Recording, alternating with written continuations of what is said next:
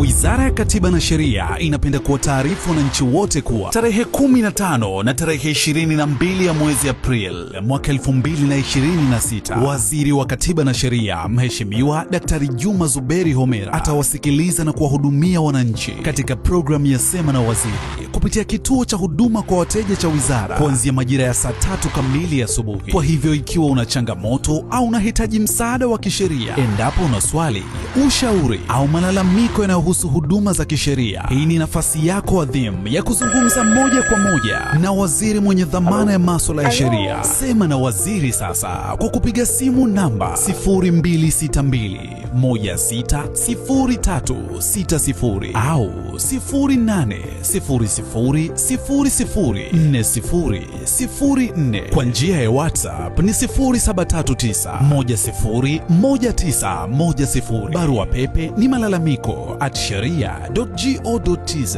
Usikose fursa hii ya kusikilizwa, kueleweka na kuhudumiwa na waziri bila malipo. Wizara ya Katiba na Sheria, kwa haki, usawa na utawala wa sheria kwa wote.